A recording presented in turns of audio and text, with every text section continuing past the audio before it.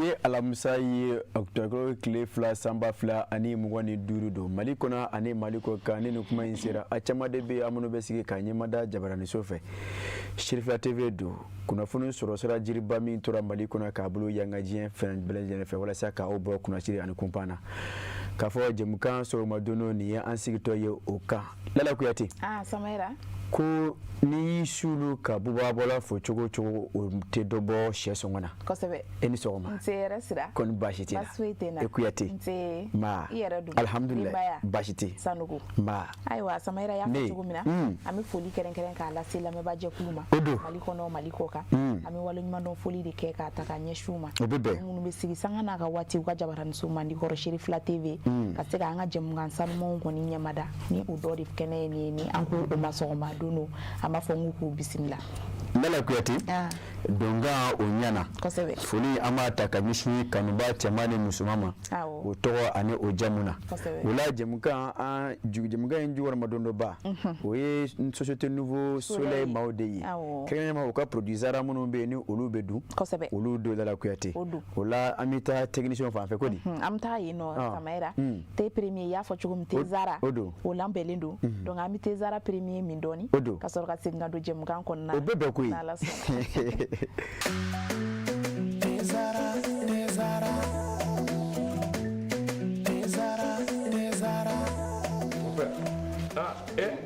amona e ga ni dey abe min wuli tasuma ka wa mon père Mali bɛɛ bɛ ni nene bara ni Afrique bɛɛ ni nene ni infusé ka ji kala k'a kɛ te kan o nene tiɲɛ la mon père ni ka te mais ani m'o gundo di ma te Zara mon père an bɛɛ bɛ ko kelen na sa dɛ ni y'a kumaba ye e fana bɛna surprise kilo ni dɔn wa a bi yan a mangani sisan kɔni ye cogo jara te Zara tew ka te de ye a bi san bi saba bɔ ni cɛ wɛrɛ bɛ nin den u y'a dilan kura ye ka segin ka na n'a ye k'a kɛ nin foroko in kɔnɔ wa ne b'a infusé de min han mɛ min bɛ yen i hakili ko a bilenma o a jɛma o nin den ye tiɲɛ tew ka te sonsan bɔlen bɛ fali fɛ nka den tɛ jama jɛra ka duwa kɛ te Zara ye ma kelen ka danga mɛna budu diɲɛ Allah farafidenu jɛra ka duwa kɛ te Zara ye ma kelen ka danga mɛna budu tiɲɛ ye Allah te Zara Lala Kuyate Samaira ko sɛmuso bɛ fɛn dɔ yugu ka bila kɔfɛ ayiwa ko a dɔw la a tɛ n'a fɔ a mago tɛ olu la nka ka sanga ni sira yɛrɛ cogoya de ye a bɛ olu yugu ka bila bawo a b'a dɔn a ka ca la sɛdenninw de bɛ ye sɛba kɔfɛ Lala Kuyate jɛmukan an bɛ don a kɔnɔ kokura awa n'an donna jɛmukan kɔnɔ kokura Samaira an kelen kɔfɛ ka te Zara premier min yaasa faritɔ ka foni hali bi an bɛ taga an ka seko ni dɔnko tigilamaaw fan fɛ kɛrɛnkɛrɛnnenya la ko Zigiri Karim ni Banba olu ka nɔbila bɛ yen nɔ an b'o fana ɲɛmada dɔɔni ka sɔrɔ ka segin ka na baasi t'o la ne b'a bamuso faga ne ma sakɛ faga ale tɛ kuma i b'a fɔra ne ka sira tora tɛni bɔ saki bila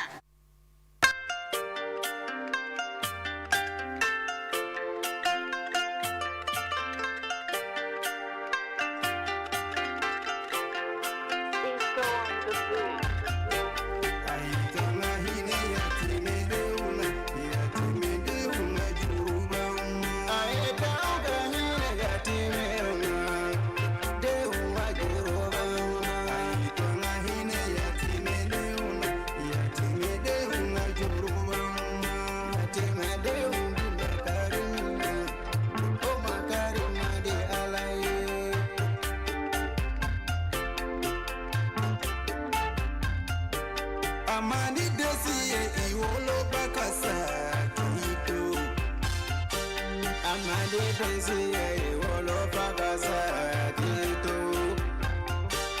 Amani basia kasaka dento fitini Amani fasia kasaka dento kodombale ala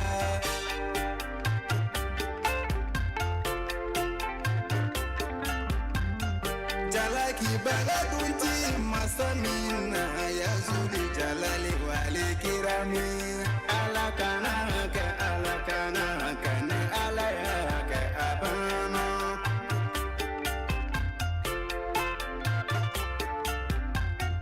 ala yati mede unko fo kuranana Lala Kuyate ako yafuma bala sigina fiabo obuko masurugu kandi ade ko sebe ni Lala Kuyate ni mafli ni ngoni angele nkansigi ni ka amwone bo bawo se mechokonyuma odebe savejiri otigeja samaira obudi ade anado okono kaiwa samaira na ndu na jem ngankono akaka kuna funi bala angu follow dai bari mbado ni sanga inkonnana kanu mawbe sigile ukajabara ni nkoro mu malikoka bela jere mi feka bo pumpana kuna kunko na sirafe ola samaira mi esorta na nyuta mi metalike nyina kalankula malikuru karabela jile nkonnana iba ka fo kalanwuli na nyina école de mo million nani olude koni kalansira utanyina Lala Kuyate awa bachili école 2 no mimbe Gausu Dabo 1 ochola kalanso kuma Dar es Salaam kawfi aywa a pasera kata classe shegna na Lala Kuyate ni ya atakalage aye ayira kafo ale nusonjara wa anado fara tesuru kan wala sa kasiga ngoto soro sa ko nana Lala Kuyate wala sa kata classe korola kokura ako ale be yi ya foto mena kalanden chela munu beta o yira soro million nane bonyongula Lala Kuyate munu ye kalanta ale sera ota kunu mi abedo samba fani mngoni nduru samba fani mngoni woro kalanta hukumu konnana Lala Kuyate o baro munu kera kabeni kunu autoroute legale ye ba mali ba kono ako Dr Amadou Si Savane odeye ministeri mi kabora beta kanyishi kalankoma mali jamana konnana ako ne nyina kalando furuba kalanta nundoni akera kalansola okoma ko groupe scolaire Gausu Dabo 1 Dar es Salaam kawfi ako akele hunta koi ako asira tigala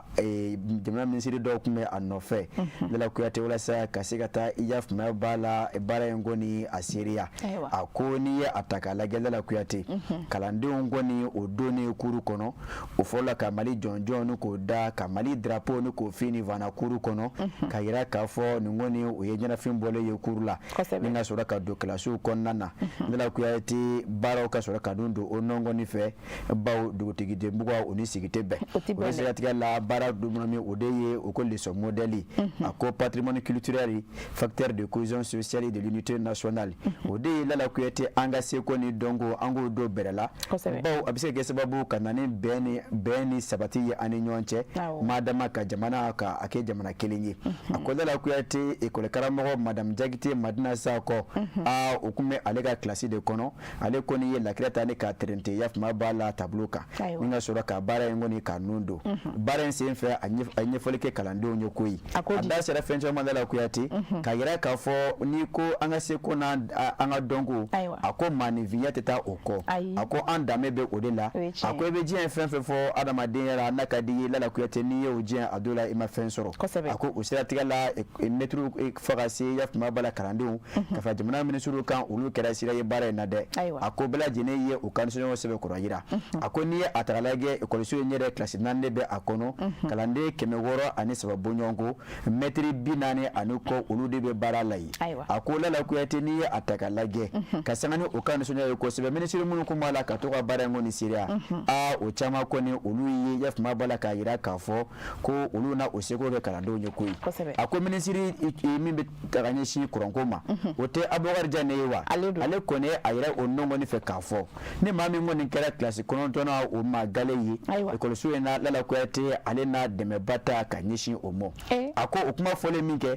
ni baba ale kono do Lala Kuyate wa le kone taye ni mami kera premier au diplôme d'études fondamentales ko sa école so konnana ni mami ye kala no bla ni la devula wa Lala Kuyate ale fana na deme bata kanyishi omo ako brama kansa oye sanve kalanso ministeri ale kona yira kafo ale tuna fen fo zanka ale tabe akono ako bla yene ka kalanke ako Amadou Si Savane kelenga korofota aye ayira kafo ni koni ni ye nusonja yebi Lala Kuyate ni ye farefoni ani munyamunya ye wakalande wonka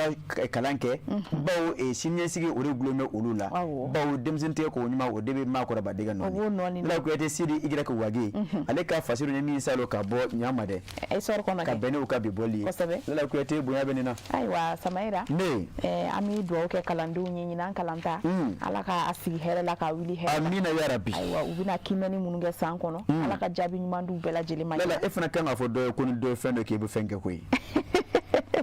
okmana me fana be ntage sanfe kalanso ministry ta gen tabi ngono wani kono te kelo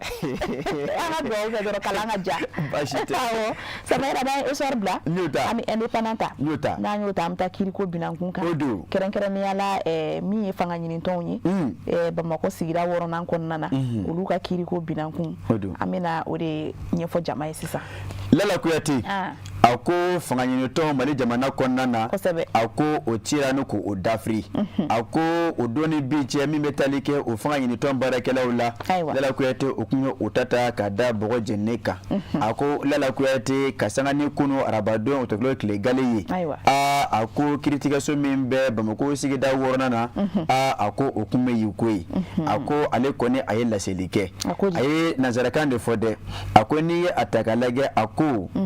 ko le procès en dissolution des partis politiques a Irafoko il déclare irrécevable la requête et il renonce à statuer. Ok. Ay na masega mena kuma bula ngo statue ya anga siga nga kuma laidi ako ko femindo ko atesega mene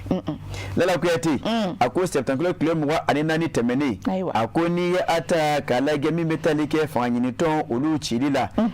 ako lala kuyati akorofo okunya takanyeshi Bamako yafuma sigida worona okiri soma ako document temene bunyongo lala kuyati mi metalike yafuma bala kritika mo wala olu kumana ako min fo le tribunal a déclaré irrécevable la requête dans sa forme ko oya yira ka fo ngala ko yate damakashika mingo ni tara fanye ton fe kanyeshi ulumo ngala ko yate ko oya yira ka fo ko animene manka irrécevable nazara kandu ko animene manka atesega mene akoni atagalage ako kasangani kuna funjo do ko ni min sur la kiriti la mo do yoro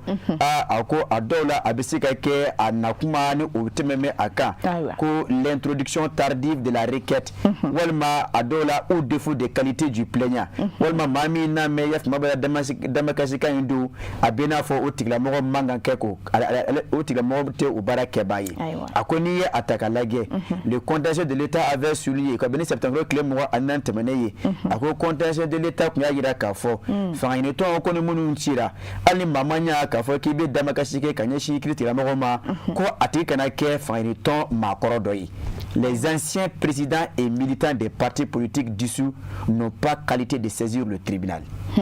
akoni ata kalage yoro okoni korofo jeme eko toritige kodi ako resela tigala na manya ka fo bare nyere mami mbala bini ka siga adoshe ngoni ni ka sui odeye maître motaga taliye ote faini to cheba doyewa ako lala kuyete adola abi obiso ngake yef ma bala ni ko nyere ka gira ka fo ko c'est pas irrécevable yi akoni ata kalage tribunal wera kumemi metalike commune 3 commune 4 ani commune 5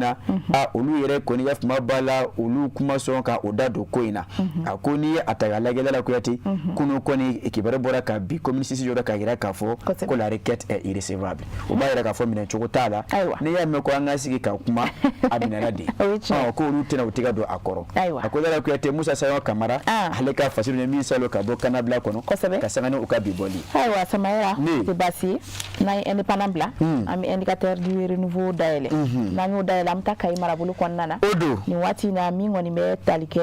mauka donjona soni o couvre-feu o kali koni monokura bokai marabulu konnana ka kalukeli were fara aka lala kuyati kasanga alibi ni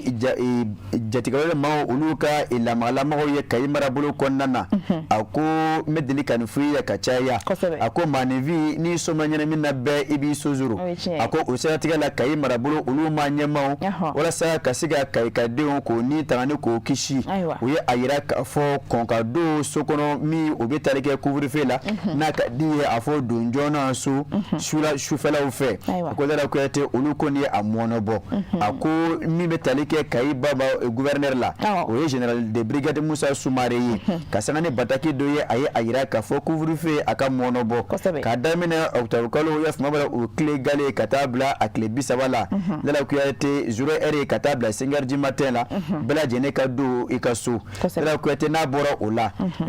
Wulimasi tabaw ka mobile ani kɛnɛya tigilamɔgɔw ka ambulance wa olu yɛrɛ mobile kɛrɛnkɛrɛnnen na i b'a sɔrɔ yamaruya sɛbɛn bɛ o bolo ka yira k'a fɔ u kan ka munumunu ko n'a bɔra o la ni maa sɔrɔ la kɛnɛma Lala Kuyate k'a daminɛ 0h la ka taa bila 5h la Kayi dugu kɔnɔna na n'a ka di ye Kayi marabolo kɔnɔ k'i bi k'i pɛtɛ Lala Kuyate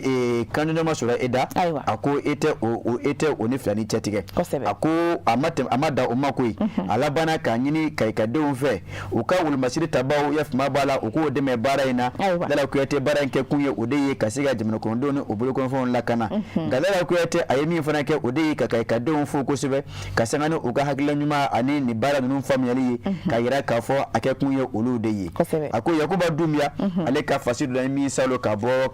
indicateur kɔnɔ ka sanga ni u ka bibɔli ye ayiwa Samayira an bɛ to indicateur kelen kɔnɔna na min kɔni bɛ tali kɛ ɲinan kana wuli la kɛrɛnkɛrɛnnenya la san 2025 ta ka taa bila san 2026 la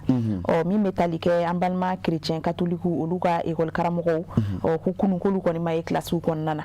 Lala Kuyate an y'a fɔ yan kalan kɔni o taara kunu san 2025 ani san 2026 cogoya la a ko u bɛ taa jɔ école karamɔgɔ 1600 la a ko Lala Kuyate minnu kun bɛ lamagalamaw la an ka chrétien lakɔliso kɔnɔ école catholique a ko nka Lala Kuyate kunu o ma ye kalanta baro la dɛ a ko n'i ye a ta k'a lajɛ kibaruya dɔ ye a yira k'a fɔ Bamakɔ faaba kɔnɔ école catholique minnu bɛ yan Sikaso Fana Kajoro Ɲɔnɔ Segu Kucala Kulukuru a ko olu écoleso ninnu caman kɔni o datugulen yera kunu a ko Prosper Kamara kɔnɔ Lala Kuyate Bamakɔ yan a ko n'a bɔra directeur ye ani école karamɔgɔ kelen na a ko école karamɔgɔ si olu kun tɛ kuru kɔnɔna na a ko o kɔni kɛra lafasali kulu maa ɲɛmaa dɔ ale ka kɔlɔsiw ye ka Lala Kuyate a ko an ka baara in ta k'a lajɛ a ko n'i ye a ta k'a lajɛ a ko ces écoles ko chrétien écoleso ninnu o ko n'i ye contrat kuraw de ta ne k'a ɲɛsin u ka baarakɛla ninnu ma Lala Kuyate école karamɔgɔ caman bɛ yen minnu y'i banna ka o tɛgɛnɛ bila olu contrat la ko bawo n'i ye a ta k'a lajɛ Lala Kuyate baara tun bɛ ka kɛ bɛnkan min kɔnɔ ani tɔrɔmɔɲɔ min tun bɛ di olu ma a ko o kɔni caman de bɔra o la Lala Kuyate n'a ka di ye u ka sɔrɔ o de nagasi la contrat kura ninnu kɔnɔna na a ko o de y'a kɛ sababu Lala Kuyate caman kɔni ma sɔn ka tɛgɛnɔ da o la dɔw yɛrɛ y'a yira k'a fɔ Lala Kuyate k'a fɔ bina ka biya ko écoleso ma contrat ta ne k'a ɲɛsin olu ka karamɔgɔ dɔw ma a ko Lala Kuyate o bɛɛ lajɛlen o ye gɛlɛya ye a ko n'i ye a ta k'a lajɛ a ko Lala Kuyate maa caman kɔni a yira k'a fɔ olu kɔni contrat kɔni baara ka di olu baarakɛɲɔgɔn dɔw ma minnu kɔnɔna na sara min Lala Kuyate n'u kun b'a sɔrɔ n'i y'a sigi sigiyɔrɔma 3 a ko 1 tiers de bɛ ta ka d'u ma sisan n'i y'a tigi sigiyɔrɔma 3 awɔ classe 3nan o de bɛ ta ka d'u ma o bɛ ta ka d'u ma ka sara u ka contrat kura kɔnɔna na a ko dɔ ta ye 1/2 a kilancɛ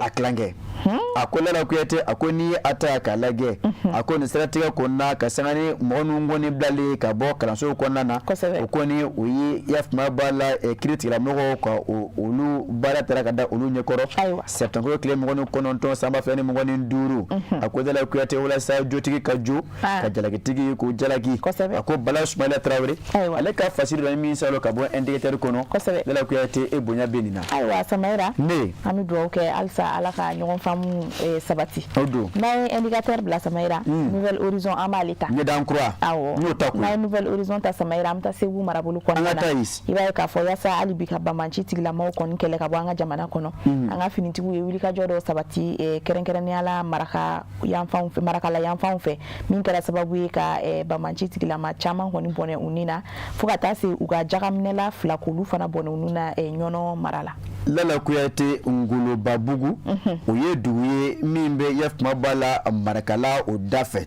a ko Lala Kuyate Segu marabolo kɔnɔna na a ko sigakun kɛmɛ maa dɔw la k'a ye k'a fɔ olu ye jatigɛwale kɛbaaw ye a ko o kuma munumunu salo o dabila bali la a ko Lala Kuyate n'i ye a ta k'a lajɛ o de seratigɛ la kibaruya kɔni seli wolomasiri tabaw ma Lala Kuyate olu kɔni sigi bɛ k'o de kɔnɔ saw Lala Kuyate o ka baara do ani o kalenkan do ka jamana kɔnɔdenw ni o bolo kɔnɔfɛnw k'olu lakana o seratigɛ la o filɛ Yafuma Bala ka wuli Lala Kuyate ka o kunda yɔrɔ kɔfɔlen kan ni ka taa sɔrɔ effectivement maa minnu kɔni o bɛ sulu sara la yen Lala Kuyate wolomasiri tabaw kun bɔli o fana ye jɔ ko o bɛ mugu kunsi an ka maaw ma koyi Lala Kuyate an ka maaw suluda o kan Lala Kuyate garanna tɛ min da bagolo kan a ko a ma ɲɛ min kɔ o nana ko o bɛ boli o wolomasiri tabaw an kɔni an ye o ni ŋɔnɛ karaba o nɔn kɔni fɛ Lala Kuyate ni ka sɔrɔ ka o bolo kɔnɔfɛnw caman ni k'o minɛ ka bɔ o bolo ni o bɛ tali kɛ moto ani fɛn caman na a ko kunu arabadon octobre tile gale sanba fɛn ni 25 a ko suwala wɛrɛ ani kanabugu ni ɲɔgɔn cɛ o bɛ Yafuma Bala hali bi ɲɔnɔ o cercle kɔnɔ o tɛ Segu marabolo kelen ye wa a ko jatigɛwale maa 2 yera o kun bɛ Yafuma Bala dugu dɔw la ko saraka minɛ ko dama ye a yɛrɛ ye n'a ka di a fɔ ko jaga o b'a la ka maaw tɛgɛ tɔnɔmi k'o da o ko jagoya la ko o ka Yafuma Bala jaga bɔ wolomasiri tabaw yɛrɛ min moto filɛ ka taa bɛn ni o ye Lala Kuyate hali o kun ka n'a kɔrɔbɔ wolomasiri tabaw kun bɔlen o ko o bɛ duuru kɛ fiɲɛ na olu kɔni sira da o ɲɛ ni ka laba Lala Kuyate k'olu bila ka taa sunɔgɔ o dabila bali la Lala Kuyate ni ka laba ka moto 2 o sɔrɔ o bolo AK 47 ani moto 1 AK 42 moto 1 ani Yafuma Bala fɛn caman wɛrɛ a ko Lala Kuyate a ko n'i ye a ta ka lajɛ nin waati laban kɔni na wolomasiri tabaw o b'a la ka lamagaw kɛ a ko kari don septembre kalo 21 ka dugu jɛ Yafuma Bala ntɛnɛndon tile 22 la a ko wolomasiri tabaw o fana kun ye dansigi maa ninnu ka janfa jugu dɔ la ka sanga ni o ka sanfɛ pankuru dɔ ye an y'a kuma fɔ ya drone kamikaze o kuma la ka minnu janfa jugu sigi ka ɲɛsin agɛlɛ kuma fo ka se tesiti ma Kidale o marabolo kɔnɔna na a ko Lala Kuyate o ɲɔgɔn caman septembre tile 26 sanba fɛn ni 25 Lala Kuyate o seratigɛ la hali bi route nationale numéro 16 o kun taa mɛ jan da maaw ɲɛ ye wolomasiri tabaw an taara o gɛn k'o bɔ Lala Kuyate maaw ka taa o ka sira fɛ a ko nin bɛɛ lajɛlen b'a yira k'a fɔ nin waati in na wolomasiri tabaw an b'a la ka tasuma de kɛ o la Lala Kuyate o bɛ nimakara de la fasiri la min salo ka bɔ ɲama dɛ Nouvelle Horizon kɔnɔ jɔn y'a fasiri dɛ Mamani Touré ale ka fasiri do ayiwa Samaira a tɛ tɛmɛ nin kan an bɛ bi kunnafoni balan datugu histoire de Bamako ye n'an histoire de Bamako ta Samaira i b'a ye k'a fɔ ko nin waati laban ninnu na babali kɔni caman bɛ sɛnɛko binankun kan kɛrɛnkɛrɛnnenya la Bafula bɛ mara kɔnɔna na barika da kan k'u ka sanga ni angɛrɛw sɔrɔbaliyaw ye ko malosɛnɛlaw kɔni minnu bɛ jaji fara olu kɔni bɛ kamanagan kɔnɔ nin waati in na n'i ye a ta k'a lajɛ Lala Kuyate ji jaba taala ye ji ye n'i ye o tigɛ Lala Kuyate a dɔw la o ɲɛ man di a ko o siratigɛ Lala Kuyate danfɛn kelen-kelenna bɛɛ lajɛlen mako bɛ fɛn dɔ de la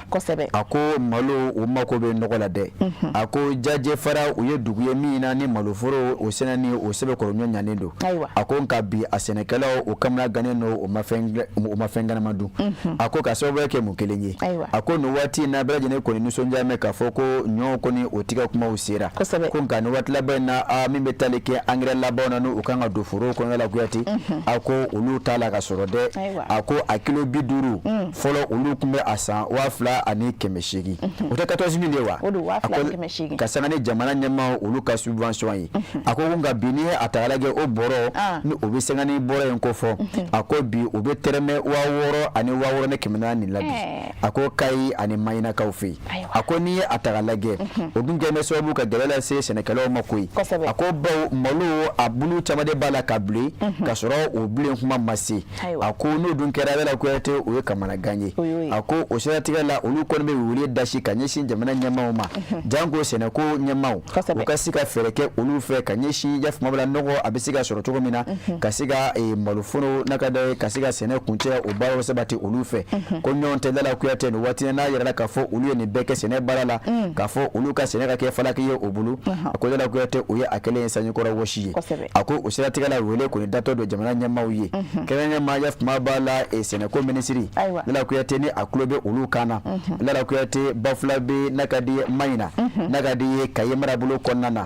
a ko malo bɛ sɛnɛ yɔrɔ minnu na Lala Kuyate bi ko malo sɛnɛw o ma ko u bɛ engrais kun labanw na walasa ka se ka sɛnɛ ni ka o kun fori hɛrɛ ani baden kɔnɔ Lala Kuyate malo o ye fɛn ye min kanulen don a ko Lala Kuyate nin ko nin wele jama ɲɛmaaw an yɛrɛ bɛ fara ɲɔgɔn kan k'o da koyi a ko bawo n'an bɔra sisan Lala Kuyate malo n'an taara sɔrɔ ma kɛ daga la a ko Lala Kuyate ɲɛ o filɛ man di a ko nɔngɔnkuru ani dawala a ko o kanu fɛn duman dɔ o de ye malo ki a ko o de ye malo den ye a ko o ka fɛrɛ kɛ o la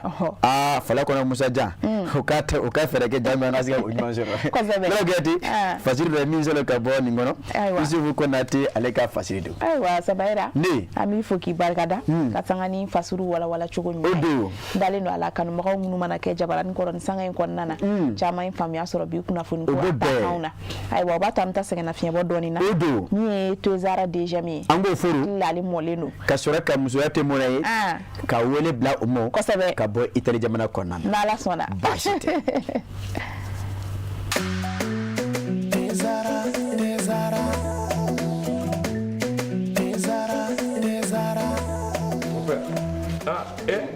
Amona e ka ni den a bɛ min wuli tasuma kan wa mon père Mali bɛɛ bɛ ni nɛnɛ b'a la ni ye infusé ka ji kala k'a kɛ te kan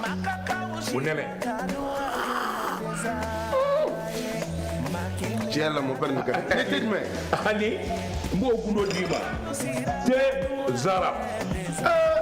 mon père an bɛɛ bɛ ko kelen na sa dɛ nin y'a kumaba ye e fana bɛna surprise k'i ye nin dɔn wa a bi yan a mangani sisan kɔni i ye teko ja Tozara tew ka te de ye a bi san 30 bɔ ni tɛ wɛrɛ bɛ nin den u y'a dilan kura ye ka segin ka na n'a ye k'a kɛ nin goroko in kɔnɔ wa ne b'a infusé de min mɛ min bɛ yen i hakili to a la a bilenma o a jɛma o ni den ye tiɲɛ tew ka te Tozara bɔlen bɛ fali fɛ nka den tɛ jama jɛra ka duwa kɛ Tozara ye ma kelen ka danga mɛna diɲɛ Ala farafidenu jɛra ka duwa kɛ Tozara ye ma kelen ka danga mɛna mudun tiɲɛ ye Ala Lala Kuyate a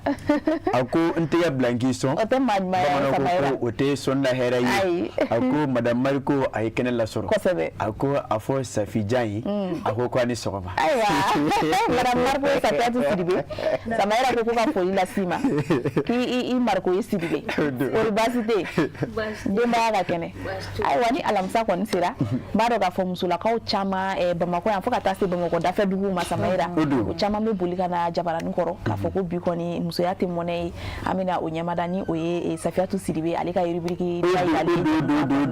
donc Safiyatu an b'i fo ka kɔrɔfɔ segin ma i yɛrɛ ka foli di lamɛnba jɛkulu ma yanni an ka don babu kɔnɔna na Lala Kuyate Samayira Sanogo an b'a fɔ ko aw ni sɔgɔma an lajɛbaga bɛɛ lajɛlen kan Mali kɔnɔ ani Mali kɔ kan farafinna ani farajɛla ka f'u ye ko nin y'an sigilen an ka rubrique kunna ko min ma ko musoya tɛ mɔnɛ an ka bi musoya tɛ mɔnɛ ye kɛnɛ kɔnɔ Lala Kuyate muso cɛsirilen min b'an bolo ale madame Kulibali Fatumata Kulibali bɛɛ lajɛlen ko a ma ko Fatou Bijou jagokɛla de don femme entrepreneur de don a bɛ feere kɛ réseau kan dɔgɔkun in kɔnɔ an wulila ka se madame Kulibali Fatou Bijou ma an sera ka min sɔrɔ a kan n'aw ka yamaruya ye an bɛ se ka to k'o lajɛ ka na n'Ala sɔnna sa o bɛ bɛn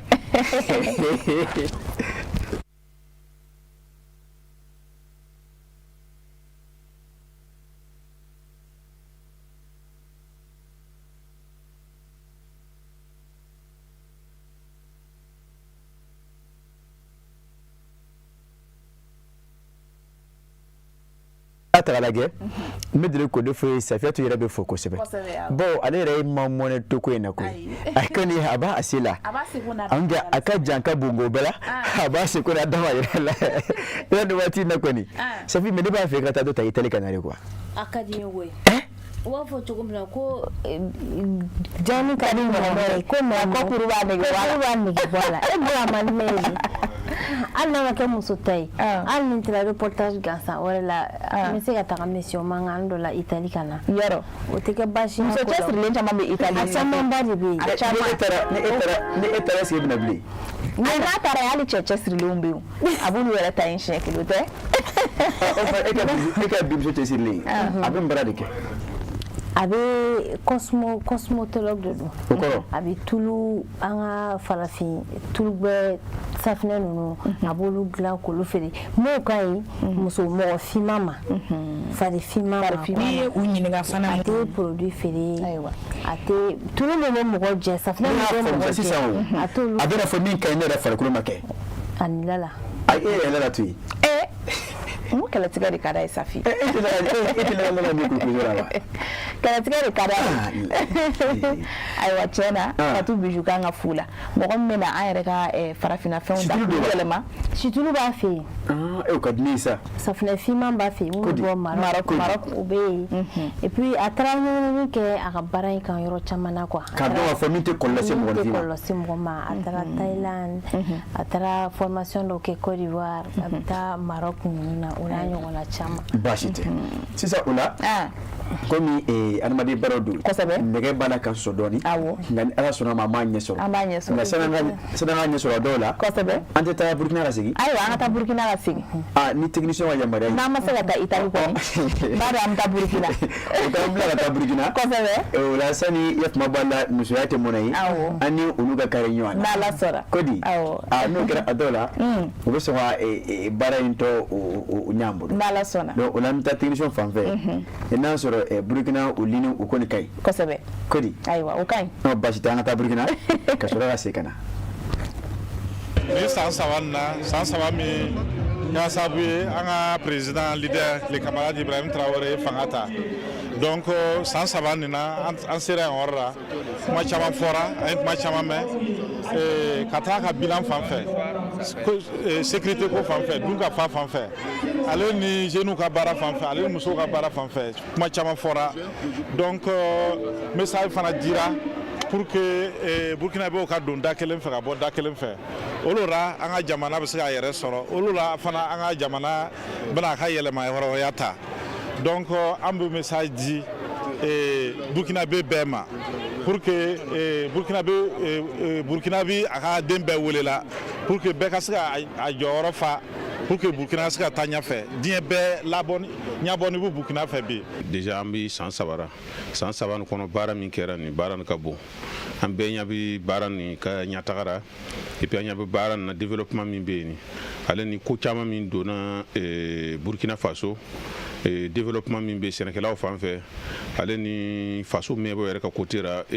dugu bɛ dilanna cogo pavé bɛ donna ani goudron fana bɛ dilanna an ɲɛ b'a Burkina bɛ ni ɲataga ye kojugu san saba nin kɔnɔ an ka yeta nin na vraiment en tant que commerçant opérateur économique bon an dusu ka di kojugu an bɛ se ka min fɔ commerçant ye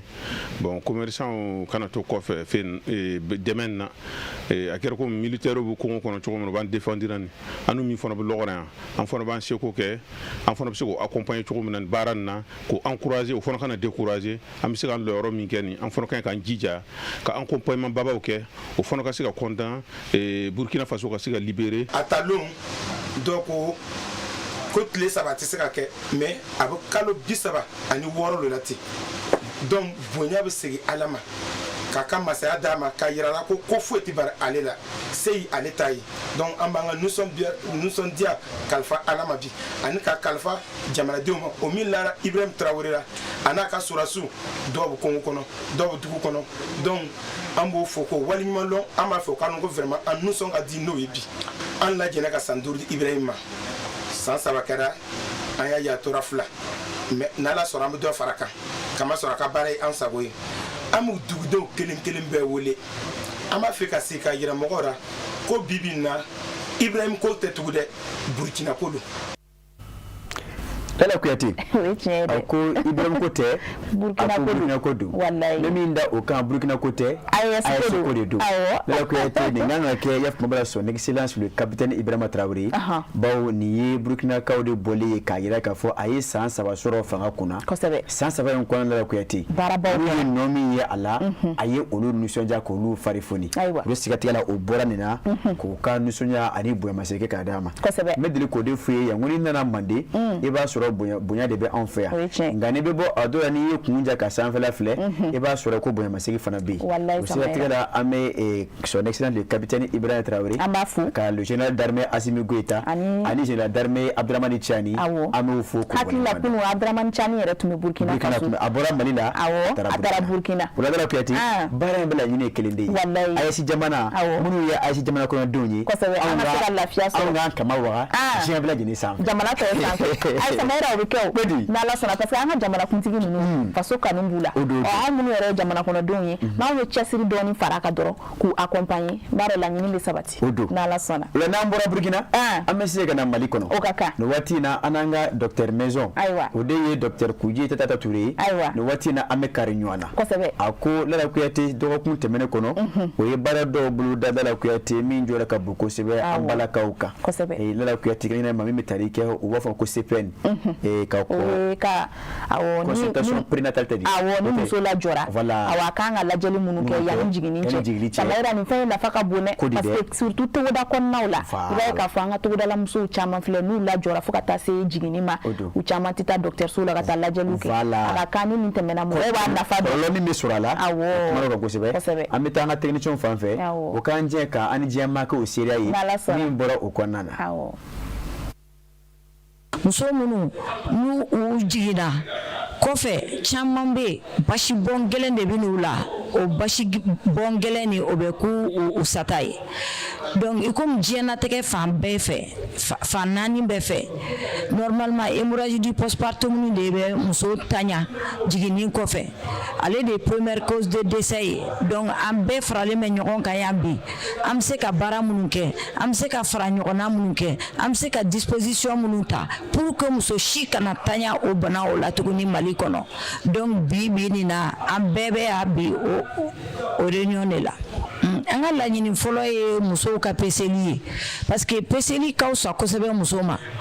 ni muso ye peseli kɛ o la anw b'a dɔn yanni jiginni ka se muso minnu kan ka surveiller kosɛbɛ jiginni wagati la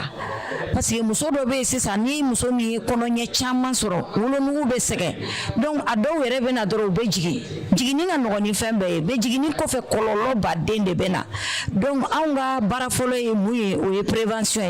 ye mun ye an k'a dɔn mɔgɔ minnu n'u jiginna basibɔn ba bɛ se ka minnu sɔrɔ k'olu dɔn pour que k'olu surveiller ka ɲa ka waleya minnu kan ka ta k'o ta pour que olu kana se ka basi bɔn a ka kɛ tiɲɛli y'an bolo. o kana to fo dɔw b'a fɔ k'u bɛ tin minɛ so kɔnɔ fo ka taa fɔ ko ni den min ɲini ka bɔ o bɛna dɔgɔtɔrɔso la o ye fiɲɛba de ye ni tin wulila dɔrɔn ou bien ni joli bɔnna muso kan ou bien ni dan cira dɔrɔn ka boli joona ka na dɔgɔtɔrɔso la pour que an ka se ka u dɛmɛ ka baara tɔ kɛ k'a sɔrɔ a ma taa laban joli bɔn na. Lala Kuyate ni muso lajɔ la Lala Kuyate ma kan ka sɔrɔ min bɛ nin fɔ ka don o kulo la k'a fɔ an ka taa dɔgɔtɔrɔso la Lala Kuyate an ka taa lajɛliw kɛ Lala Kuyate ka dɔn k'a fɔ bana min yɛrɛ bɛ ba la u ka se ka furakɛ Lala Kuyate n'a sɔrɔ a bɛ yɛlɛma a kana yɛlɛma den fɛ o ye a nafa dɔ ye a dɔw la hali jiginni k'o nɔgɔya ka sɔrɔ a ma kɔlɔlɔ jugu lase muso ma Lala Kuyate o bɛɛ lajɛlen bɛ sɔrɔ nin ɲɛbila baaraw fɛ i bɛ se ka fɛn dɔ ma Lala Kuyate togodaw la Lala Kuyate anw yɛrɛ fɛ nin bɛ kɛ ka caya muso bɛ lajɔ fo ka taa fɔ a jiginna a tɛ taa dɔgɔtɔrɔso la bon i b'a sɔrɔ a caman de kɔlɔlɔ ka bon donc i b'a sɔrɔ kɔlɔlɔ bɛ ba kan a bɛ den kan o la nin ko nin ye mɛn da ye mɛn tigi la kɛnɛ tigilamɔgɔw de ye nin fɔ Lala Kuyate olu b'a dɔn Samira an hakili b'a la k'a fɔ fɛn tɔ bɛ yen nka n'Ala sɔnna jɛmukan nataw la a nafa ka bon an na o ɲɛna o la an na segin a ka barodasigi tɔw la an bɛ segin ka taa Itali madame Marigo ni sɔgɔma ko kura yɔrɔ sisan kɔni musoya tɛ mɔnɛ ye dɛ mɔnɛ tɛ ani mɔnɛ ka jan an kun ye élément min lase n'o y'an ka bi muso cɛsirilen ye an bɛ hakɛto ɲini k'an lajɛbagaw fɛ k'a fɔ k'an ka segin ka taa an ka bi muso cɛsirilen lajɛ n'o ye Fatou Bijou ye aw bisimila an ka bi musoya tɛ mɔna ye kɛnɛ kɔnɔ muso cɛsirilen min b'an bolo bi ale ye madame Kulibali Fatumata Kulibali ni bɛ ko ma ko Fatou Bijou. Fatou Bijou ye jagokɛlaba ye réseaux sociaux kan kɛrɛnkɛrɛnnenya la TikTok. An wulila ka se Fatou Bijou ma nin dɔgɔkun in kɔnɔ a donna baara in na cogo min na jan'a k'a ɲɛfɔ an ye diplôme mun b'a bolo n'o ye a ye kalan mun kɛ a y'a da don o la. Alhamdulillah, je suis diplômée, j'ai une licence en finance comptabilité, une licence en gestion d'entreprise et une maîtrise en droit. Ne ka nin baara in daminɛna depuis ne ye bac sɔrɔ ne yɛrɛ kɛlen ka bac sɔrɔ ne taara n fa matani ka fa in na ko ne bɛ fɛ ka jago daminɛ donc ne ye n ka bourse ta o y'a sɔrɔ ne bɛ 15 ans minɛ la ne ye bac sɔrɔ très jeune c'était en 2012 ne ma fili donc ne ye n ka kiosque sigi parents da ne fa yɛrɛ tun bɛ ne kɔrɔ fɔ Fatou mun wari ko de b'e la dɛ n ko fari feere de ka di ne ye donc ne ye n ka kiosque sigi ten tɔ ala nana kɛ ne ye san 2 ko kɔfɛ dɔrɔn ne furula donc furulen kɔfɛ n ye baara sɔrɔ entreprise parce que n ye stage caman kɛ n ka parcours ka ca n kɛlen ka DUT sɔrɔ finance comptabilité la n taara n ye banque stage kɛ tel que BN après n ka chef dɔ de ye n bila entreprise dɔ la o bɛ farni dilan de kɛ donc n y'o baara daminɛ dɔrɔn après n ka furu kɛra donc mariage kɔfɛ yɔrɔ kun ka jan ne na et puis chef ninnu n'a fɔ ko ni muso nana furu Mali la k'u b'a fɔ kɔnɔma don n mangɛnɛ donc u ye ne ka baara tiɲɛ ten parce que cɛ yɛrɛ kun ye indien ye n filɛ ka wari min di ne na baara kɔfɛ ne y'o de don safinɛ formation na Abidjan. C'était en 2017, 1000 et une pour la ni savonnoir formation que Abidjan. Ni lancé Facebook, ali chini nga Facebook publication date ou bien non. On l'a changé quoi. Donc Facebook mo mais ça ni ka don ni to la na chômage stage soro. O konna la fene na gasike ni flanu soro la yoro de soro man no figi occuper la. Donc on na o bara fene jodoni. Ka denmisɛnninw kɔrɔba ale ni chômage daminɛ tuguni après an y'o to la coronavirus nana 2019 donc olu ye stagiaire bɛɛ labila après de ça ne terimuso ɲuman dɔ bɛ yen an ye baara kɛ super tech fɛnɛ na monsieur Wan fɛ yen n b'a fo nin yɔrɔ la kosɛbɛ ale de y'a fɔ n ye don dɔ la sufɛ dɔrɔn ko Fatou ko entreprise internationale dɔ bɛ ka mɔgɔ ɲini dɛ ko ni pɛrɛn no ko sini k'i tɛ boli ka taa i garisigɛ la ye o y'a sɔrɔ n bɛ ga la n bɛ duba la o yɔrɔ bɛɛ n ye n ka naji daga ni n ka fɛnw bɛɛ préparé ka jaba ni fɛnw tigɛ 4 heures du matin n wulila ka n ka naji tobi naji mɔna yɔrɔ min na 7 heures ni n ye sara furukɛ la k'an sara n fa la u ko ko n ka taa u ye dugawu kɛ ye n taara ni chef ye interview kɛ dɔrɔn ale ye togolɛri ye a ko ne bɛ se ka baara daminɛ sisan n ko ne tɛna se ka baara daminɛ sisan fo n ka sara n cɛ la n ye n cɛ wele k'an burankɛ wele k'an fa wele olu ko ko u ka dugawu bɛ n ye donc baara in na n'i y'a daminɛ dɔrɔn mobili de bɛ d'i ma o y'a sɔrɔ permis bɛ ne bolo déjà donc ni permis t'i bolo olu t'i layɛlɛ yɛrɛ donc permis de conduite tun bɛ ne bolo baara daminɛ dɔrɔn u ye A26 kura di ne ma donc o baara in na an bɛ Mali banque bɛɛ servi compteuse de billets la o de y'a to ni Mali commerçant caman fɛnɛ ye ɲɔgɔn dɔn après ne yɛrɛ tun bɛ n ka livraison kɛ ne bɛ taa suguba mɔgɔw y'a dɔn n ye mɔgɔ ɲɛnɛma u b'u ka minɛnw di yan n bɛ u bila n ka mobili kɔnɔ n bɛ taa banquew la n bɛ n ka livraison kɛ n yɛrɛ ye fo ka na kɛ alhamdulillah n furukɛ in de ma ne burankɛ an ye kiosque dɔ labɛn o y'a sɔrɔ alhamdulillah wariko tun tɛ fɛn tɛ n bɛ se ka taa immeuble ta mais moi je dis à mon mari et si ça marchait pas parce que i bɛ ko dɔ de lajɛ a tɛ ɲɛ i bolo kuma dɔw la quoi donc ale ko k'an ka nɛgɛ kiosque dilan an y'a dilan k'a jɔ da la yan nɔ TikTok ko nin na coronavirus la bɛɛ tun bɛ so ne yɛrɛ lakodɔnna TikTok kan ten ne tun bɛ taa n ka bureau la n bɛ n sigi n bɛ n ka safinɛ live kɛ n bɛ kuma n bɛ conseil di mɔgɔ ma u ka produit bila ala nana kɛ ne lakodɔnna ten tɔ n ye san 2 kɛ baara in na k'a lajɛ fɔlɔ ne y'a sɔrɔ a bɛna ɲɛ n bolo ala nana livreur caya ka caya n ka livreur fɔlɔ ye Isaka de n bɛ foli bila Isaka ma yan kosɛbɛ donc ne na baara in yɛrɛ bila a ma diya ne ka chef ye a don an yɛrɛ bɛɛ kasira ye tout mais n y'a ye n yɛrɛ k'an concentré n ka entreprise nka ala bɛ k'o ɲɛ n bolo o ka san ka taa baara kɛ mɔgɔ wɛrɛ bolo fo bi alhamdulillah. Fatou Bijou ka baarakɛɲɔgɔn faama bɛɛ ye cɛw ye ɲininkaliw kɔnɔ a y'a jira k'a fɔ o cɛfɛ baara ka nɔgɔ a ma ni musow fɛ baaraw ye. muso yɛrɛ tɛ yan ni ne kelen tɛ parce que an ye muso caman de ta a ma ɲɛ quoi vu que an bɛ nin baara in na a bɛ kɛ dɔw kɔnɔ réseaux kan an bɛ baara furu la k'an bɛ ka TikTok kɛ dɔrɔn an bɛ ka nafolo cɛ o tɛ dɛ derrière les écrans an bɛ baara yɛrɛ de kɛ ne tɛ sunɔgɔ ni mɔgɔ min bɛ ne suba u b'a dɔn ne taara sisan Maroc u ye bilan min kɛ ne kun u ye report de sɛbɛn ne kun ka tila k'a fɔ ne ko ani min yɛrɛ de bɛ na n ka da n ka sunɔgɔ n ka dumuni kɛ aw ye baara yɔrɔ aw nana sisan mɔgɔ min donna a bɛ ɲɛna mɔgɔ 100 bɔ tile kɔnɔ ne bolo kuma la ne bɛ ɲina dumuni kɔ yaya ne tɛ dumuni kɛ o bɛ bana bila mɔgɔ la wa ni manque de repos bɛ ɲina kosɛbɛ n'i ye muso ta a bɛ k'u kɔnɔ ko on me lafiya la bina bi do ci to sonwa surtout muso nyowa mani ne ga do mo gasla donc chen nu flo lu de chamani do no yin cheteri go do alvin ne korokeri donc ne be sega olu mine chukuma che be sega mun ku ne bolo muso te sega ku muso wala te anoere muso bina ko nguto barala muta barala me atenya madame Kulibali Fatoumata Kulibali furu muso yi demsen ba bolo abe aka fere baraw ni furuso baraw jongle to mina ada do no fana la ko foy bon alhamdulillah o la mine be mbari fo parce que ni mo éducation ni mo soro ibe sega ko ba gérer organisation do et puis furu ke fene ben de me kosobe malgré que nibe jigen malo a 16h ni ko le tara ite kulonga nga foy la de ali kiliam na so ne be an cheka dum ni mi milliard san ni kene ko ne tan cheka dum ni sigi ni ga milliard ni jiga sekata le betana ni dimina kata ne te dimi o lawo kuma chama mo do kuta famia au début nous na so ne be gala so ambe duba ko na sana nga yelema no ko metali mbranga dum si do fa ko be dimi ko les clients euro ngo les clients n'est pas euro chez moi les ni na ne fe no ibana na ibe euro ke be bunya de ke mo lawo fembe so ni bunya ni karama en na ne chila sigi musori ne yene réseau de kangana ne ko metan chaka dum ni sigi ibe ne ko ne metan chaka dum ni sigi kana ke mais ni ko c'est toi les euro ni chere euro ne bulu de ni buron ni euro ne bulu te euro ne bulu de ne bo fo be de donc ni metan chaka dum ni e pe ate ntoro fena te ntoro ni ay ne be fatu biju na le kuma son ni kun te ketambiu o le kama mo wele réseau ka tobila o te galo ne be tobili ka ere di pe nga do ngame sixième na ama ba ga tobili ka na ba kan sam so ba be quoi ne bo luka tobili donc ni de la barati kama na gamble semani ngono we kalo ko le bitanga na besanga a garder mbolo mais nga fembe organisation ibe sulu ka tobili be bon nta wula fe wasolo dumi la bani me mbolo ka ba mala ba parce que muso wele ka don tobili na abi ni di ne tino nyogona bi ni furuka tino nyogona ali me exemple de baragala be tobili ke sano atege be tigani muri ajeli be tay che kono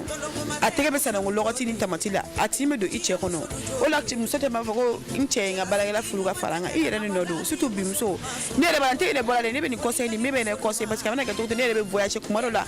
iga du ne be do ka sona be garo ne to abi ka nyenga ko mais c'est pas tout le temps iga ke quoi baragala ma muso agla fa sa ma ga nyenga ko mais ni a fo do fo ni ko nu woni ame senga me barala me nike mais muso nga occuper ni tanti ne bawbe baragala be sa abe do ga abe na ha aba shi be ga ta ka shongono yi Fatou Bijuka weleka kanyeshi Mali anijie muso uma ore bon ne pe wuli dam la surtout en génération muso uma uka ko be ko question de fertilité ore pili no ga bon on fait nga nga kokoro bla ame tanyi tan nazara munu fe wala mu ka tradition bla ni ta Thailand sa ro Thailand ngono we janja mona dambe be ta be comme der ke vol kono cliquer ni clavier o de ke sala mais ta la vidéo be nyu yo ubika uga fin traditionnel uga jame foka gere mo gola ngere la dola nyaani nga ubika munike parce que nta kame cousin do de be wa kame wo sa ni mo go de bo du bule fa mali far blani chemani sigira ndege koro ang be far blam ge ba iblia est-ce que mo go ba do re sa génération 2002 wata ni 2025 la wata do re be abla ya mali kokoro blanc na bla anga fin traditionnel ou valoriser anga chutu valoriser anga savon tout le savon anga lu valoriser donc ni be mo famu so ya anga jito anga fo ila kosbe anga jito anga don na kosbe parce que demsani la mona kanye muso kele le mala ma be jamana rejo musa te mona ide na ore ni kanenyo na chama rezo kwa Biné pour des fois les vidéos moi je suis très fière de la jeunesse malienne aujourd'hui parce que muso chama de bega douta du que metabi ne la livrer nous la gen moi ne pas faut me représenter ces moula parce que dématique chama de bien les filles ne udu wan nu juru de ne live sur be bonne livraison mi ala de badon donc muso ate monnaie de muso de seka jamana jo muso be seka du jo muso be seka coach manke fo chef seka ke chukumna alors na ni vidéo de ni taye che jeune amuna mun me réseau kan kubeka réseau ni ya par exemple tana ani mo bazen nte mo ko chama do ala ko me muso de kelima ka TikTok mun bi barala muna che wote wuli ka barake muso te monnaie ay renye na ni che sirino kwan ko kibi chesri kan wanya bali lo kan ni muso chesri na le chesri no kwa ne fe ngo abe jimi fo la sawo no on desi no ne on te na tigere yalo safi amifu ame safi to siribe fo folo ta so ya ka sege na biju no fa sisa no be safi fo me so safi bara nyara go siro ko chesri lendo la fo biju ko ne on chet na tigere koni aw cɛsiri muso Samaira o fɔra aw ɲɛna o tigɛlen yɛrɛ aw cɛsiri aw ka cɛsiri tɛ se ka fɔ n'a fɔ k'aw cɛ aw ka cɛsiri dɔrɔn ne ma kan ka kɛlɛ k'o la parce que aw yɛrɛ y'aw cɛ depuis aw cɛsiri i ma ye yan hali généralement vacances kɔnɔ an kɛ ka di ka jɔn de bila ka taa vacances job de vacances la cɛmanninw de don a dɔw bɛ wuli n'a ye de aw cɛsiri depuis depuis aw fitinin donc n'aw kɔrɔbayara kɔni aw ka cɛsiri kɔni o bɛ kɛ laada de y'aw bolo sa an tɛ an ka taa fɔ dɔɔnin aw kɛrɛfɛ problème t'a la an bɛ Lala an bɔra ka kɛ seereya ye baara in na an bɛ muso in fɔ kosɛbɛ ka wale ɲuman dɔn k'a jira k'a fɔ baara in hali bi Ala k'a ta fanga di amina ya rabbi bɛ baara min na an b'a ɲini muso misɛnninw fɛ minnu y'an dɔgɔninw ye Lala Kuyate fo ka se an denw ma o ka ninnu kɛ misaliya ye Lala Kuyate kami bɛ a ɲɛmaa tɔn fɛ a b'o filɛ dɛ a bɛ u yɛrɛ ka dɔrɔmɛ kelen dɔrɔmɛ fila sɔrɔ a b'u nɔgɔya k'o bɔ don o don nin ja nin ja na ani k'o bɔ kumasiw la Lala Kuyate n'i y'i tɛgɛ ja maanifin ye ka ban e kɛ man di k'e kunda k'a filɛ bilen dɛ Lala Kuyate nin kɔni ye misaliya ye bɛɛ lajɛlen kan ka se ka min filɛ o ye tiɲɛ ayiwa Samaira y'a fɔ cogo min a tɛ tɛmɛ o kan nin kɔni ye misali ye muso bɛɛ bolo nin b'a jira k'a fɔ musolakaw bɛɛ lajɛlen de ni wuli ka jɔ ka kan sisan nɔ cɛ kelen tɛ se ka du yɛrɛ dépense bɛɛ kɛ muso fana bɛ nin dɔɔni dɔɔni minnu kɛ a bɛ i ka furuso yɛrɛ a nafa bɛ se fɔlɔ de ma parce que i ka furuso kɔnɔ a b'i ka foyer sinsin diɲɛ don o don karisa nin jan hali n'i ko diɲɛ don o don mɔgɔ ka bɔgɔ de ta k'a k'i tɛgɛ kɔnɔ don dɔ la a b'a f'i ye ko merde a b'a fɔ k'i yɛrɛ k'a ta i yɛrɛ a b'a fɔ k'i yɛrɛ k'a ta i yɛrɛ don o don o bɛnnen don Ala dɔrɔn de la donc n'i yɛrɛ sina k'i cɛsiri i yɛrɛ ye ka se ka dɔrɔmɛ kelen yɛlɛma k'o kɛ dɔrɔmɛ fila ye a b'i ka furu diya a b'i kisi mankanmisɛnninw ma et puis i denw fana a b'i dɛmɛ ka se ka u ka lamɔ k'o sabati Safi an b'i fo ka Fatou Bijou yɛrɛ fana fo ka fɔ Amsa Ala k'a dɛmɛ a ka baara la an b'a fɔ an lajɛbagaw ye ko nin y'an ka muso cɛsirilen ye Madame Kulibali Fatoumata Kulibali Fatou Bijou halisa ka segin k'a fɔ an filɛbaga bɛɛ lajɛlen ko an ka muso cɛsirilen ni dayɛlɛlen ni maa min bɛ fɛ ka kɛ rubrique in jukɔrɔma donba ye walima i bɛ fɛ ka tɛmɛ a kan comme muso cɛsirilen i bɛ se k'an ka nɛgɛjuru sira banba n'o ye 77 54 54 67 67 81 81 77 54 54 67 81 81 a ka ca Ala fɛ ni maa min ye weleli kɛ nin numéro in na n'an ye ɲɔgɔn sɔrɔ baara kan ka tɛmɛ tagabolo min fɛ an b'o ɲɛfɔ ɲɛna ayiwa Lala Kuyate Samaira Sanogo nin kun ye an ka bi muso cɛsirilen kosɛbɛ k'a fɔ an ɲɛna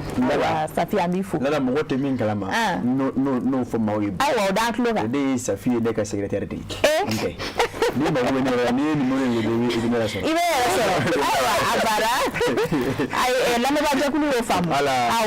muso cɛsirilen ka numéro de ye mɔgɔw ka ci cɛ don u bɛ ka wele Samaira allo an mago bɛ Samaira la ne ko nin ye musow ka ligne ye muso cɛsirilen ka numéro ye aw b'o ta ayiwa ale tɛ ka secrétaire de i b'a dɔn ni mɔgɔ mago bɛ ne la n'i ye numéro in wele e bɛ ne lasɔrɔ ayiwa o faamuna Safiatou an b'i fo waati yɛrɛ sen bɛ kosɛbɛ a tɔ man jan bilen i ko an tɛ bi ta ye an tɛ jangafaɲɔgɔn k'o datugu ta n'Ala sɔnna o la Safi i bɛ kurafunjɛ kurafutɔ o cogo la kɛ Lala Kuyate Samaira Sanogo an bɛ an lajɛbaga bɛɛ lajɛlen fo numéro ni fɛnw bilalen kɔfɛ ka fɔ ɲɛna halisa u k'u sɔgɔlen to an ka jɛmukan in na yalima muso cɛsirilenw b'an bolo halisa ka na n'u ye mun bɛ jira u la k'a yir'u la ko kalan dɔrɔn tɛ muso kɛ muso cɛsirilen muso dɔw bɛ yen u cɛsirilen don u tile kelen ma deli ka taga ekɔli la u ma kalan kɛ foyi foyi ka fɔ ɲɛna ko an bɛ k'an bɛ di ɲɔgɔn ma dɔgɔkun wɛrɛ ni Ala na kira sɔnna ma an bɛna ni muso cɛsirilen wɛrɛ k'a jira u la Safi ni Ala sɔnna ma o y'o mɛn don dɔ la an b'i bila ka taa Sikaso i taa Yiringaso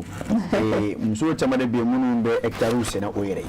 Lala Kuyate u b'a sɛnɛ foronto la u b'a sɛnɛ tigɛ la a kelen Lala Kuyate walahi n'i ye a tigɛlen ye k'a fɔ ko nin mɔgɔ kelen ka baara n'o ye olu caman bɛ anw fɛ Yiringaso ni yɔrɔ min bɛ Yiringaso kaw bɛɛ lajɛlen fo Yiringaso ok Lala Kuyate bi taa awɔ an b'o bila yan nɔ Samaira nka fana an y'an kɔ don kanubaw la an y'o de fɔ an tɛ se k'an kɔ don la cogo si la n'an ma waleɲuman dɔn foli kɛrɛnkɛrɛn ka ɲɛsin u ma bari ka d'a kan n'i y'a mɛn don o don sɔgɔma an bɛna sigi yan nɔ jabaraniso kɔnɔna na olu ka nisɔndiya o de hokumu kɔnɔna don donc an b'u fo waleɲuman dɔn foli la k'a f'u ɲɛna nin de tun b'an bolo bi ka se ka o ta k'u yira u la jɛmukan kɔnɔna na ni ne fana bɛ dan sigi nin dɔgɔkun in jɛmukan na ni ala y'an kɛ dɔgɔkun wɛrɛ jɔn ye anw ni olu an bɛna ɲɔgɔn sɔrɔ nin kɛnɛ kelen kan nin waati kelen in na kibaruya minnu mana k'an bolo k'o da u tulo kan an na tɛmɛ ni olu ye fana ala ka dɔgɔkun wɛrɛ yira an na. Lala Kuyate ka i yɛrɛ fɔ k'i waleɲuman dɔn. O diyara n ye. Ka fɔ sɛgɛsi Babi ni dɛsɛ bɛ dɔnkilidala kuma in kɔni ala y'o nɔgɔ ye. I y'a dɔn. Ka Safiyatu Sidi bɛ yɛrɛ k'o fɔ k'o waleɲuman dɔn. Kosɛbɛ. Ka bɛɛ lajɛlen fɔ Mali kɔnɔ ani Mali kɔ kan nin waati na minnu bɛ sigi mɛ ka ɲɛma da Sherifa TV Jakanso fɛ. Ka fɔ nin bɛ kɛ sababu ka dansi dɔgɔkun jɛmukan olu la. Min bɛ tali kɛ sɔgɔma donnaw kan. Kosɛbɛ. Nka minnu ye nin waati in ta jɛ nɛgɛ kanɲɛ 23 sanga 30 mana gosi u k'o gɛrɛ u ka jabaraniso la sigi bɛ kɛ bɔlen kɔrɔ in kan Lala Kuyate ka bɛɛ lajɛlen fɔ Mali kɔnɔ ani Mali kɔ kan bɛɛ tɔgɔ ani bɛɛ jamu na Lala Kuyate ka yira k'a fɔ nin ne kɛra an sera ka min fara ɲɔgɔn kan ka di o ma nin dɔgɔkun in kɔnɔ nin ye o ye nin ye o la an bɛ foli lase an ka cɛkɔrɔba ɲuman ma cɛkɔrɔba sɛgɛnbali ɲinabali cɛkɔrɔba fonisiri an ka an fa n'an karamɔgɔ Bani a n'a ka denbaya jamana jɛngɛnɛ dugu la wala ka sijan ni kɛnɛya d'an ma Lala Kuyate u ka dugawu k'an yɛrɛ ye koyi Lala Kuyate an bɛ baara min na jan ko hali bi a bɛ se ka ɲɛ an bolo Lala Kuyate ka bɛɛ lajɛlen fo o cogo la ka DG Alhaji Usmani Sogore a fo mɛ nin waati in na ka ɲɛmaayaso bɛɛ lajɛlen fo ka na an ka dibila baarakɛlaw k'olu sɛbɛn kɔrɔ fo kosɛbɛ olu de b'a to maaw ka to so ya bara kan anw sigilen ye kuma la ka Lala Kuyate o da an bɛ Mohamed Keita fo kosɛbɛ le maestro de la technique ka Alhaji Musa ko fo ka Sara Kulubali fo kosɛbɛ ka bɛɛ lajɛlen fo Mali kɔnɔ ani Mali kɔ kan ka fɔ Ala ka dɔgɔkun wɛrɛ yira an n'o bɛɛ lajɛlen na amina yarabi. Ne ye Dezara de ye ka kɛnɛya ani lafiya sabati bɛɛ lajɛlen farikolo la a ka di kojugu. Nin bɛ bi yan gɛrɛn baro bɛ ɲaga wa bɛɛ lajɛlen ɲɛda bɛ walawala n'u ye ne min kaban dɔrɔn bɛɛ lajɛlen bɛ nisɔndiya ne ko jɔn de star ye dɛ. Mais aw ka kuma ka ca sa ne de ye star ye ne ka di wa ne dumuniw timiya. Ne de ye Lezara ye ne ka di denmisɛnninw ye wa mɔgɔkɔrɔbaw kɛrɛbɛ tɛ k'aw to ne mini na a b'aw kolo sigi k'aw mɔdiya o de y'a to ne ka di denmisɛnninw ye kosɛbɛ. Aw yɛrɛ fɛ jumɛn de ka di ani jumɛn de bɛ n'an cɛɲa ne de don tomate concentré Zara ne kelen pe dɔrɔn awɔ nka an bɛɛ de star ye. N'aw ko dumuni sanuman caman a ye tobiliko la sanbalaɲɛw sugandi n'o ye Zara ka dumunifɛnw ye a bɛ sɔrɔ Mali feereyɔrɔ bɛɛ Zara ye Nouveau Soleil SARL ka produit dilannenw ye.